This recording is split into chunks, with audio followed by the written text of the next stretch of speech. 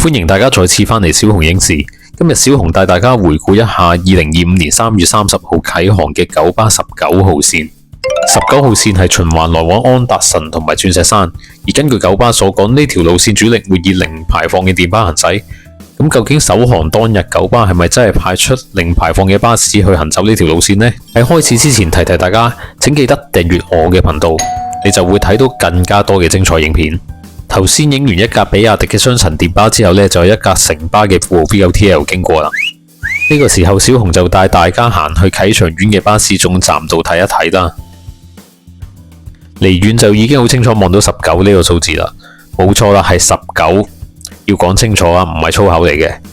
19嘅巴士站同797嘅巴士站呢係共用同一條車坑噶，797就擺喺最頭啦，19就擺喺後面嘅。大家可以清楚睇到啊，九巴就將呢條19呢命名為安達臣專線。好啦，等咗一陣間，終於有車到啦。咦，但係唔係九巴嚟嘅，係城巴嘅富豪 B9TL， 電牌上面顯示試路，咁就唔知係咩路線啦。呢架52004車身上面貼有 795X 嘅路線宣傳廣告。過咗一陣間，有另一架巴士駛入站，我諗今次冇錯啦，係九巴19號線嘅另一架用車。現場所見有唔少嘅乘客喺度等緊車噶，我諗有大部分都係巴士迷嚟嘅。小熊相信大家都好期待，好想快啲登上呢一架巴士。原來呢一架係 ADL 嘅 Enviro 500 EV， 我一次都未搭過啊，今次係第一次搭啊。往啟祥苑方向呢個電牌就會顯示彩虹及鑽石山。原來呢架 AED2 呢車身就貼上咗19同埋600呢兩條安達臣專線嘅路線宣傳廣告。好啦，而家小熊就排隊上車啦。上車之後第一時間就發現啦，前廂隔籬貼咗一張通告，究竟係寫啲咩呢？原來張通告上面寫住，乘客到達啟祥苑站後必須重新支付車資，方能繼續行程前往安達臣沿途各站。可能因為呢條路線第一日啟航都幾多巴士迷嚟坐啊，所以冇咩位揀，咁就一於坐樓上車尾啦。小熊呢個時候帶大家體驗一下，沿途望出車外，但是沒有盛放的戀愛。自問唱歌真係唔好聽，所以唱兩句就收咗聲。行到嚟呢個位置，見到有架對頭車喎，原來係比亞迪嘅雙層電動巴士。本班車已經到達安達臣，請各位乘客下車，多謝乘坐去9線。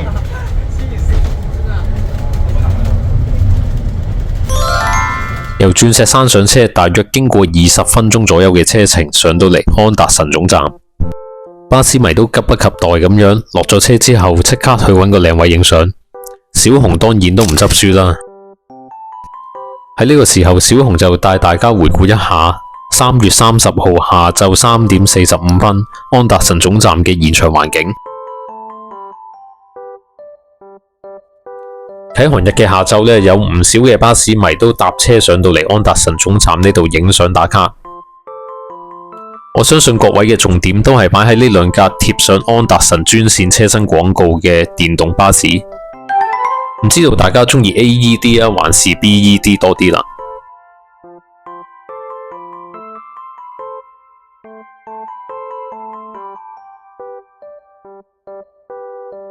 現場仲有一架 BED 係無添加嘅，無添加喺巴士迷界嘅術語嚟講呢，就即係嗰架車冇貼上任何嘅車身廣告。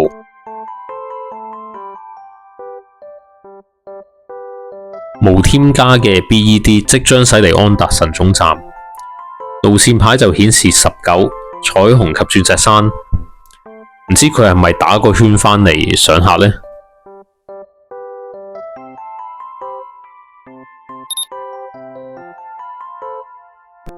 我覺得有路線宣傳廣告固然係件好事啦，但係如果車尾都可以貼埋廣告呢，就更加好啦。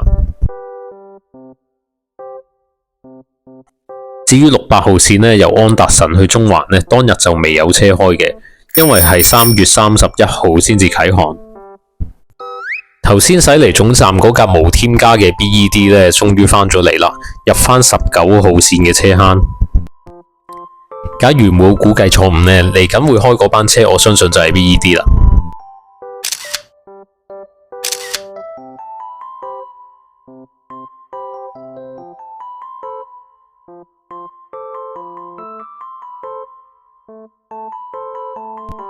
回想起當日嘅天氣十分寒冷，上到嚟安達臣總站就更加覺得凍啦，加上附近都冇嘢可以行，所以有唔少巴士迷呢都等車走啦。小紅頭先坐完 AED 上山，而家就決定坐 BED 落山。各位乘客，歡迎乘坐九龍巴士公司19線。當我登上呢架 BED 之後呢，就發現 AED 都喺我後面跟住一齊走啦，但係佢個電牌就顯示暫停載客。唔好意思，習慣咗城巴嘅稱呼，九巴嘅電牌係顯示暫停服務先啱。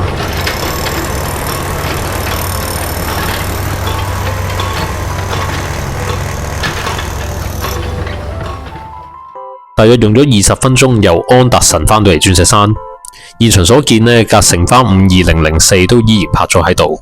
你哋可能會問，點解嚟到鑽石山會咁多人落車呢？因為如果要坐返去安達臣方向呢，就要重新繳付車資。今日小紅就帶大家上咗安達臣總站，唔知道大家對於呢個新總站同埋呢條新路線有啲咩睇法呢？歡迎喺下低嗰度留言話俾我知。仲有，請你哋記得訂閱、留言、讚好、分享。下次有新片推出嗰陣，就會第一時間通知你哋。多謝大家收睇小紅影視，下一條影片再同大家見面，拜拜。